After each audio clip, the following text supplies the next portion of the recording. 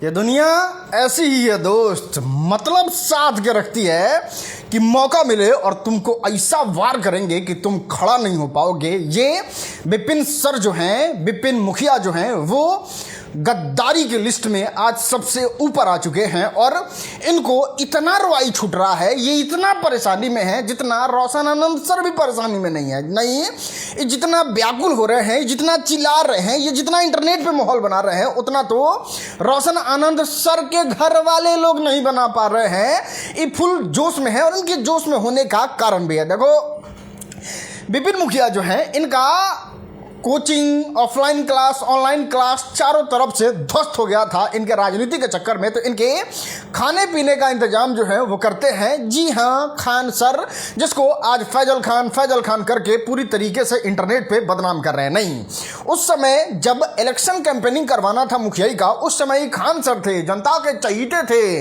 लोगों का मदद करने वाले थे। उस समय इनको कोई इंटरव्यू याद नहीं आ रहा था, उस समय किसी के खराबी के बारे में चर्चा नहीं कर रहे थे, क्योंकि खान सर से गरज न था जी। लेकिन अब ऐसा बैटिंग कर रहे हैं जैसे रोशन आनंद सर का कोई रिलेशन नहीं था प्रिंस यादव से, वो तो विपिन मुखिया का था। इतना छाती फाट के रो रहे हैं और इतना नेता टाइप प्रवचन कर रहे हैं और सस्ता शिक्षा को लेके, उनको जेल भेजवाने को लेके इसलिए इतना व्याकुल आतुर हुए हैं, क्योंकि इंटरनल सोर्स तो ये भी बता रहा है कि मुखिया के चुनाव में इलेक्शन कैंपेनिंग तो कर दिए जाके खान सर, लेकिन बात मुखिया का आया तो उस समय भी खूब सपोर्ट कर दिए। लेकिन अभी जस्ट विधायकी में जवान जब्त हुआ है, उस समय खान सर को बुलाया गया तो खान सर आके इनका सपोर्ट नहीं किए। अब उस समय तो चैट नहीं दिखा सकते थे, उस समय तो आके बात नहीं कर सकते थे, लेकिन यहाँ पे अब मौका मिल चुका है और ये अपना बदला साध रहे हैं, सिर्फ और सिर्फ बदला साध रहे हैं। और ऐसे दुश्मन से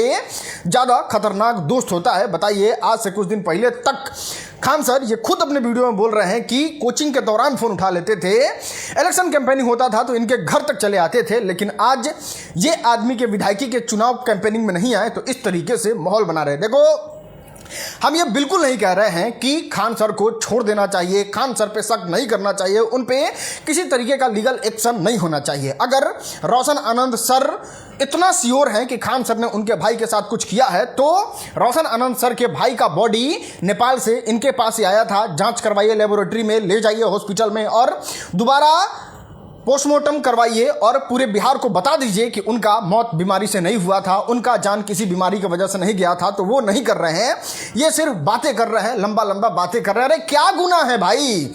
अगर आपके कोचिंग पे चढ़ के कोई आपका पोस्टर फाड़ दे, आपके घर पे कोई पत्थर चला दे, तो आदमी एफआईआर करेगा ही, अपने अंगरक्षक को परमिशन देगा ही कि उसको सुरक्षित करो।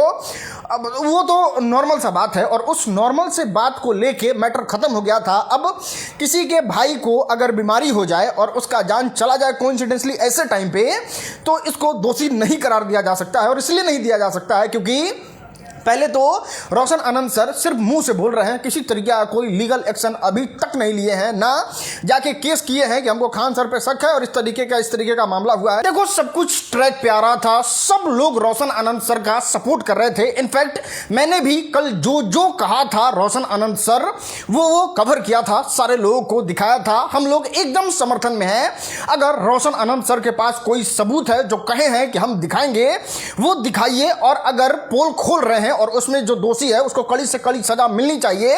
अगर आपके भाई का कोई कातिल है तो उसको भी सजा मिलनी चाहिए, कड़ी से कड़ी सजा मिलनी चाहिए। लेकिन यहां पे किसी आदमी को इस तरीके से डिफेम करने लगना चाहिए क्योंकि वो आप एफआईआर कर दिया, क्योंकि वो खुद का जान बचाने का कोशिश किया। जो ईंटा पत्थर फेंक रहे थे वो बिल्कुल सही नहीं है। और यहां पे हम ये भी नहीं कहते हैं कि देखो, खान सर का इसलिए विरोध नहीं होना चाहिए क्योंकि वो हॉस्पिटल बनवा दिए, वो स्टूडेंट को पढ़ा दिए, वो बिहार के बारे में सोचते हैं, वो बहुत अच्छा काम करते हैं। तो इसका मतलब ही नहीं है कि वो गलत काम करेंगे और उसमें भी हम लोग उनका सपोर्ट करेंगे। लेकिन गलत काम करे तो, और अगर गलत काम किए हैं तो फिर बिहार सरकार को इसमें इन्वॉल्व करना चाहिए। रोशन आनंद सर को सेंट्रल मिनिस्ट्री से परमिशन लेके नेपाल में जाके जांच करवाना चाहिए और उसमें जो दोषी है उसको कड़ी से कड़ी सजा दिलवानी चाहिए।